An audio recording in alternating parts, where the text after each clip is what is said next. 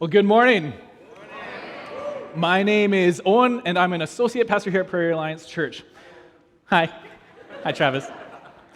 And so I've recently discovered what I believe to be a immutable truth.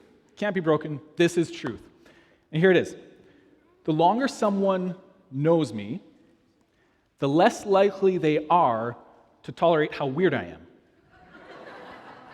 So let me give you an example. So I love Christmas. I love everything about Christmas. I love the lights, I love the music, I love the snow, I love the trees, I love it all.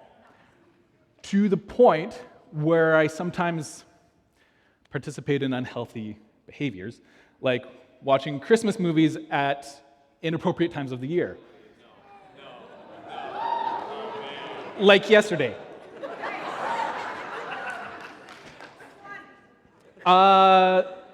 Both How the Grinch Stole Christmases. So technically two.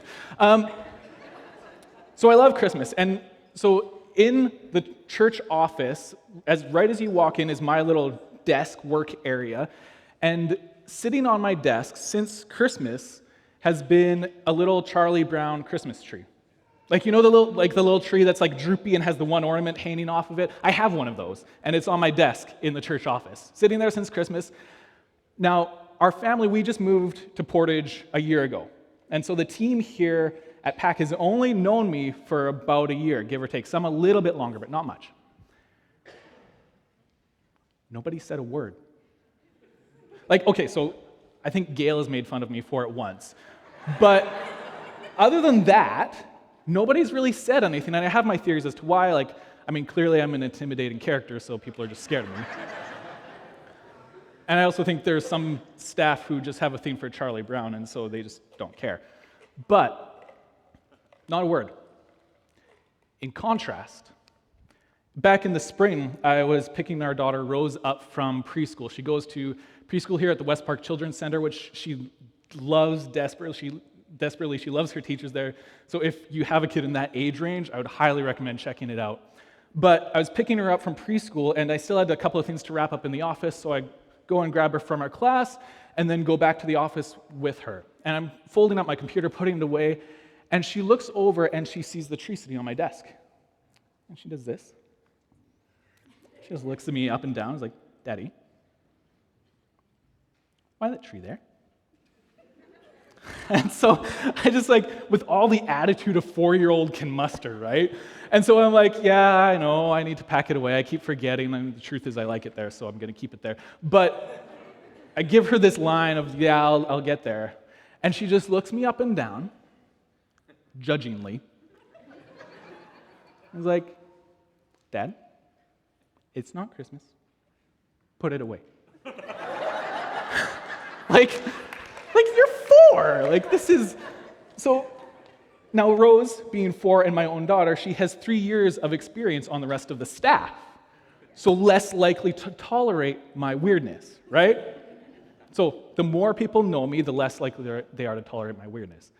Now the truth of it, though, too, is that Rose, while she doesn't tolerate my weirdness, she loves and affirms me for who I am, and sometimes leverages it. It was her idea to watch The Grinch yesterday. But she loves and accepts me for who I am, right? When I get home after work, she runs to me, greets me, chitter-chatters about her day, and gives me a big hug, right? She still loves and accepts me. And that's the way it should be, right? The people who are closest to you, the people who know you the most intimately, should be the people who know all your faults, know all your weirdness and your quirks and your oddities, and still love you and accept you for who you are.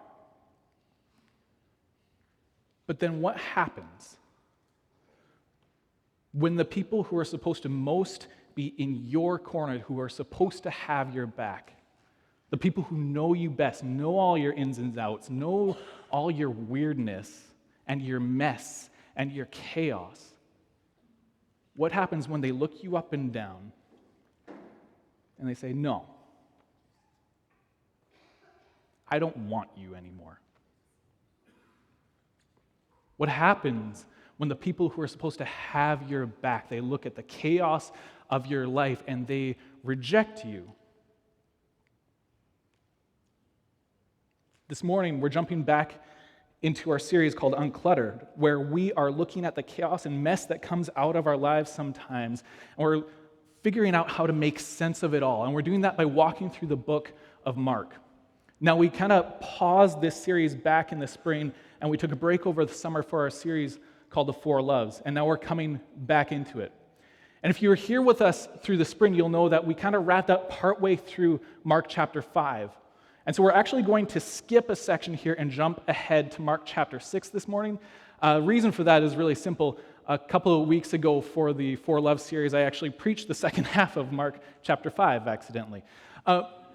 So if you're curious what the second half of Mark chapter 5 is all about, you can go online, go to YouTube, search for Prairie Alliance Church, hit the subscribe button, and then you can track down that sermon there and take a listen and find out what all that is. But this morning we're going to go into Mark chapter 6.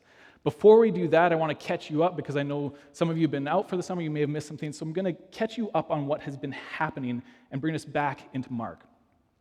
So by Mark chapter 5, Jesus has started his ministry. He's developed a following, he's got his disciples who are following him, and he's starting to perform miracles. And so in Mark chapter 5, Jesus has literally driven out demons, healed the sick, and brought people back to life. This is what we're entering into Mark chapter 6 with.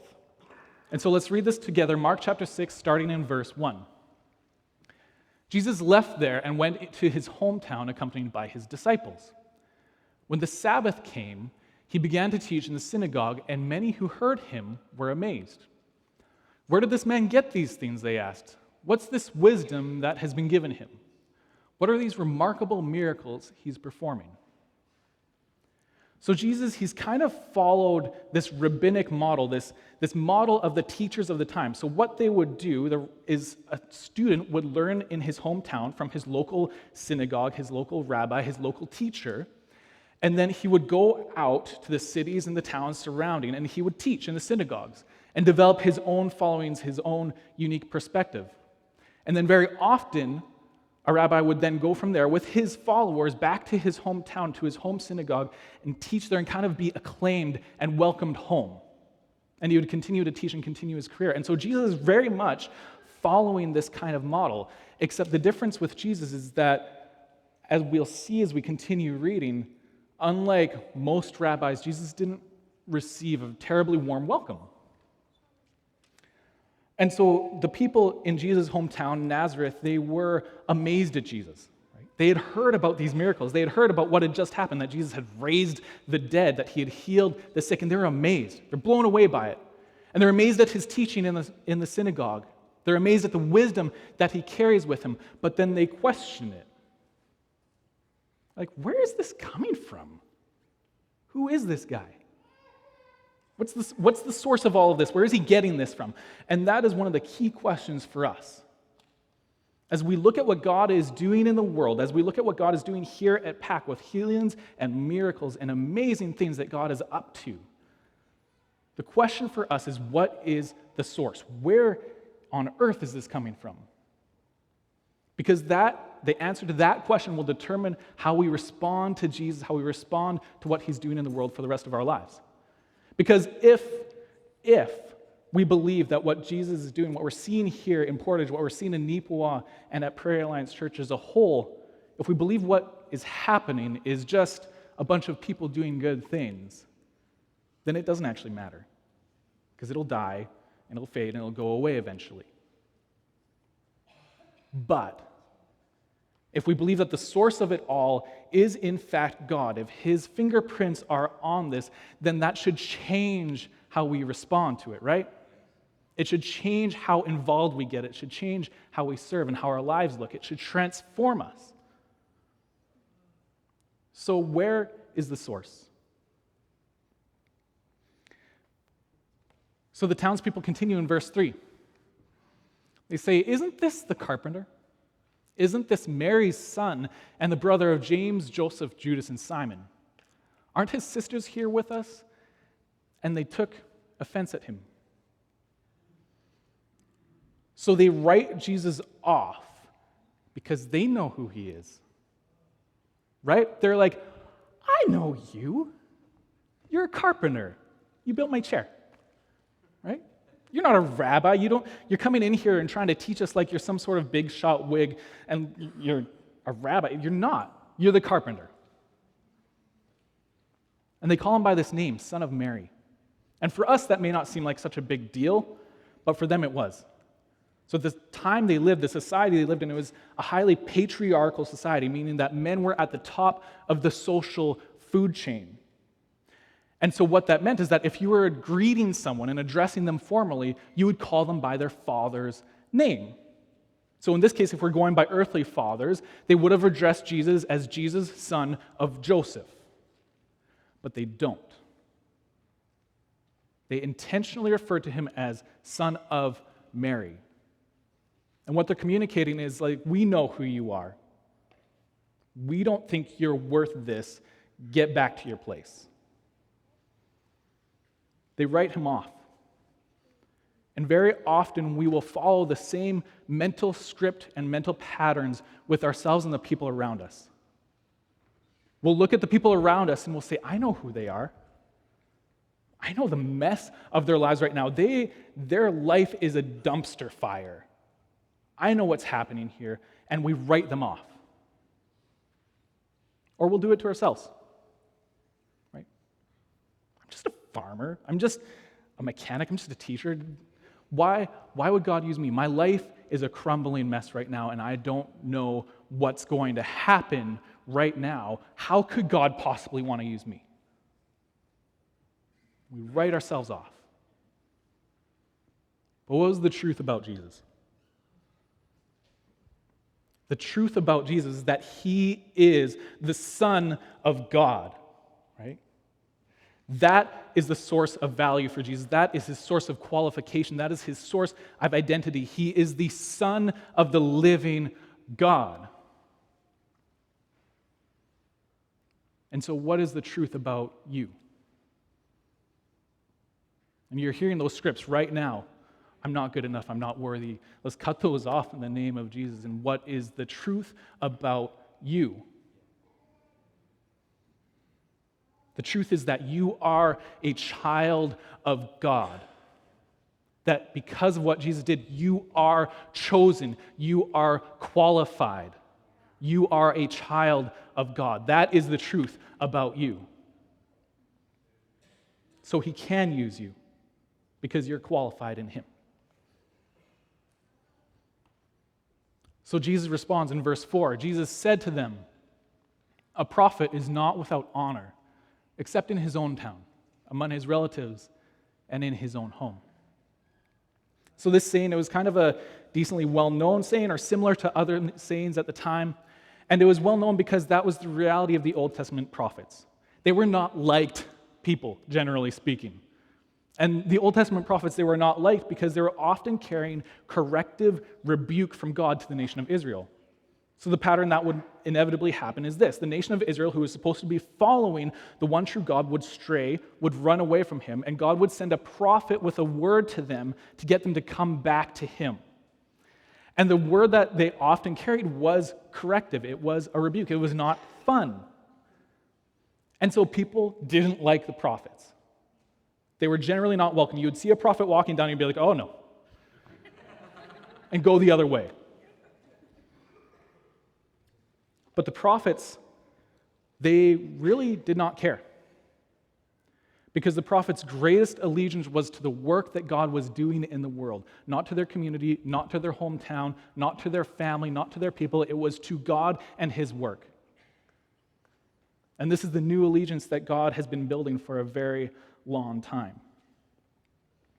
And so as we look at this story and these words that Jesus spoke, it's very easy for us to often identify with Jesus, and that's okay. That's a good thing, actually, and we're going to talk about that in a minute. But there are other characters in this story that we maybe might be a better fit to identify with this morning. Right? There's the villagers, Jesus' hometown family and friends that knew him and wrote him off. They wouldn't listen to Jesus because they knew him. He's the carpenter. And they cut him off, and they don't hear the word that God has for them through him. And so if we are putting ourselves in those shoes, the question for us is, who are we ignoring that is standing right next to us that could be the voice of God in our lives. Because the truth is that we need people who are close to us. We need people who know us, who know the ins and outs of our lives, who know the mess and the chaos, to hold up the mirror and graciously and kindly say, why can't you see what we can all see? We need those voices in our lives. We need the people who are close to us to speak into our lives. But those are not easy conversations. Those are not terribly fun conversations. And so our tendency will be to write it off and say, I know who you are. You don't get to talk to me like that.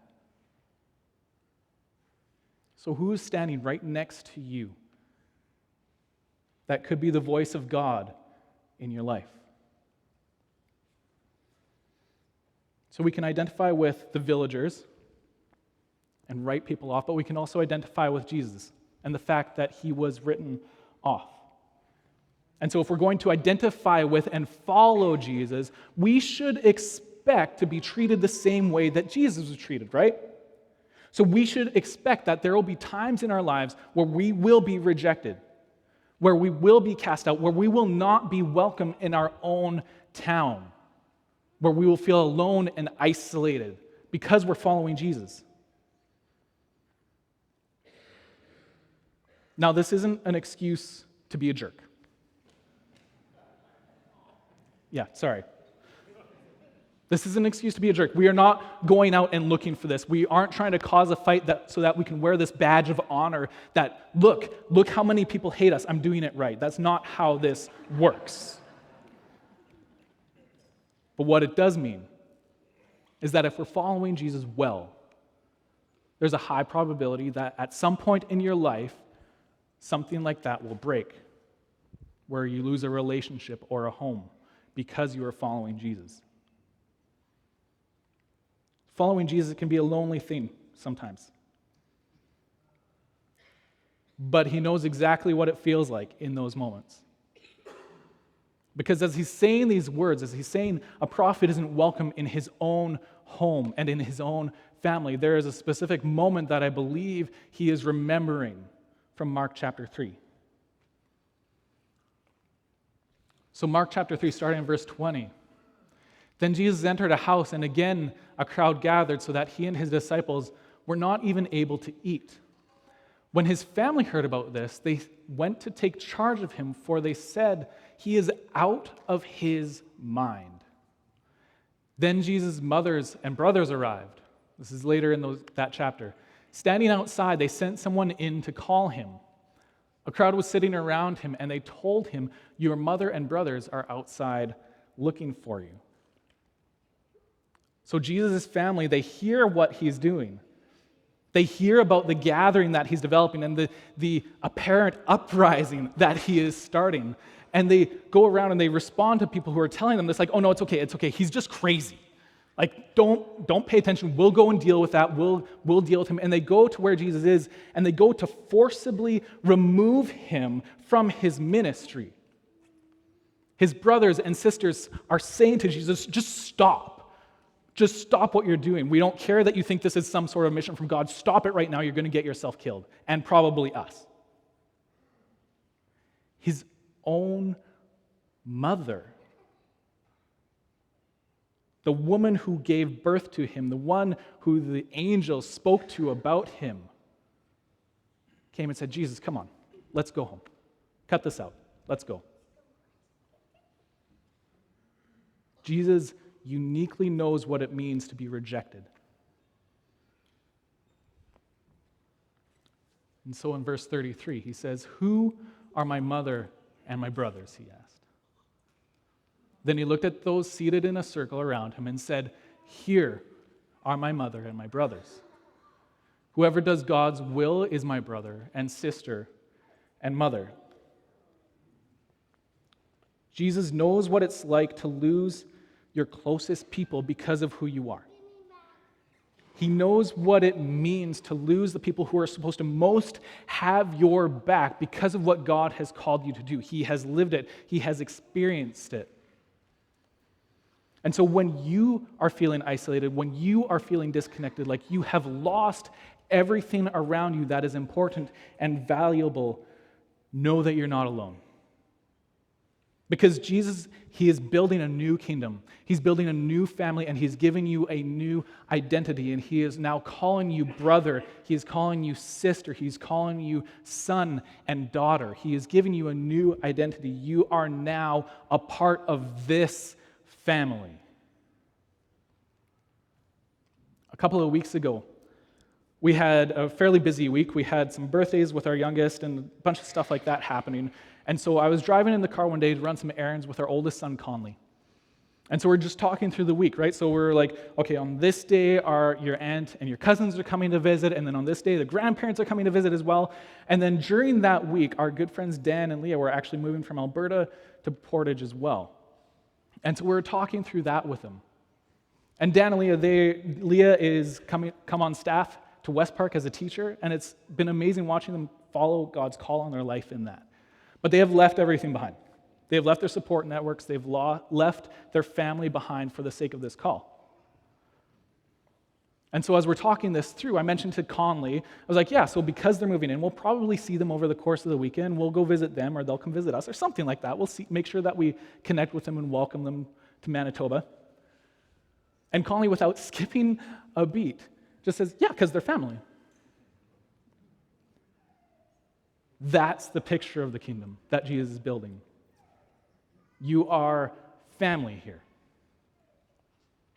And now that's not to say that Jesus abandoned the people who rejected him, right? In verse 5, it says he could not do any miracles there except lay his hands on a few sick people and heal them. No big deal. And he was amazed at their lack of faith. So Jesus recognizes their lack of faith, and he limits his power in their community. Right? He doesn't force himself on them. He is a gentleman, but the people that are sick, that come to him, he heals, and he doesn't leave. They have rejected him, but he does not leave them. He still showed them love and care and empathy. Jesus is building a new kingdom and a new family, and it works differently. He's building a new allegiance, a new way for us to live, where the kingdom is first. And when we join with Jesus in that, then we can have those moments where we feel rejected, like we feel like we have lost something important, like we have lost a piece of who we are, like we have not been welcomed in our own town, but we can know where we belong because we are family here. These are my brothers and sisters. These are my people.